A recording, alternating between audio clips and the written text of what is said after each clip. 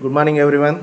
Um, my name is Vijay, and my topic is team charter. A team charter is a document with a clear blueprint of goals, expectation, and workflows to help a diverse team to stay on the same page. This is a document that establishes the team values, agreements, and operating guidelines such as communication guidelines, decision making criteria, conflict resolution process, and meeting guidelines. Why is the team charter is important? That's a great way to improve employee engagement, including quality of work, reducing absenteeism, boosting productivity, and avoid any confusion between the team members. What is included in the team charter? The 5 R's, the team charter framework. The 5 R's are results, roles, responsibilities, relationships, rules. Results. The team charter should clearly define the expect. Yeah, I was explaining the 5 R's of team charter framework. These are results.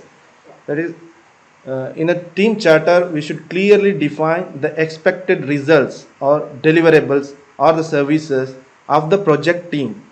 Project team members need to know how the project supports the organizational objectives and how their efforts support the team objectives. Once you identify clearly defining the results, we should define the specific roles of each team member. It's based on the identification of individual outcomes. A role that is defined as a function assumed by or assigned to a person in the project. Examples: project engineer, business analyst, testing coordinator, product owner, or team facilitator, etc. Once we assign the roles, we should define the responsibility of the team members. Responsibilities are the assigned duties and expected work of a project team member to complete the project activities. Once it is done, we should establish the relationship, determine the necessary relationship between the project team members and stakeholders.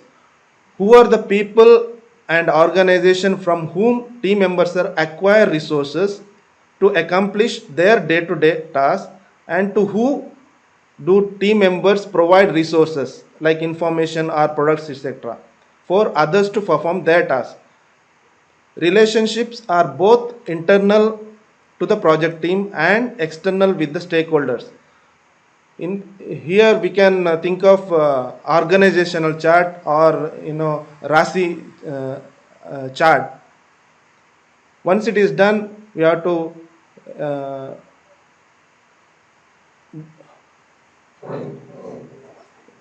we have to define the rules, the ground rules. The ground rules are expectations regarding acceptable behavior by the team project team members based on the team and individual results, roles, responsibilities, and relationship. What are the specific ground rules the team should abide by to achieve the success? Rules can focus on communication guidelines, meeting guidelines, decision making criteria, conflict resolution, and other aspects of the team charter.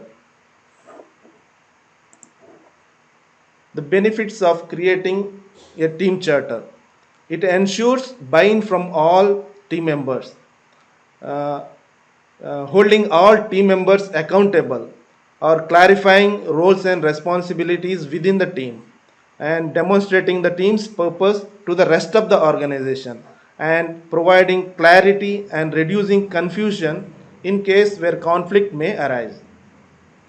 This is my presentation for Great, today. great, very good. Thank you for the efforts. Very wonderful. Any questions online? Aslim, do you have any question? Go ahead. Anyone have any questions, please? Very soft request.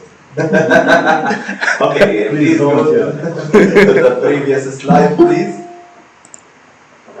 You can admit that guy who's trying to join. I hate late attendees, but it's okay. What was this guy? My phone. I love late attendees. Okay, for the next one. So here we are going to specify results. Who is going to specify results, or what's the source for having or knowing the results? Results will be defined in the project charter. So, Great. So it's in the project charter, business documents, and business case. They will justify the project, why we are undertaking the project, and what are the benefits that we want to achieve. If we recall the value topic that we have explained, it's coming from there. Based on that, the company is going to assign the team, starting with the project manager. Based on that, that project manager is going to specify what are the roles needed and what are the responsibilities for those roles. And here we go with the responsibility matrices. Then we specify, or we start specifying those relationships using that breakdown structure or hierarchy or organization chart as mentioned. And definitely, as we kick off, we are going to start specifying what are the ground rules on how we are going to communicate, to submit, to work, to escalate, to negotiate, to brainstorm. So all of those should be specified from day one. And as we kick off, we start climbing the ladder of Tuckman ladder for team setup, starting with forming, storming, norming, performing. And performing, all of those are already specified, so we know how to work together, we know all the roles and responsibilities, and then we complete our project and say goodbye. So, thank you so much Thank you for that. This is an important topic, guys, for the exam. So please make sure that you demonstrate this. Those are very good slides, so you can rely on them.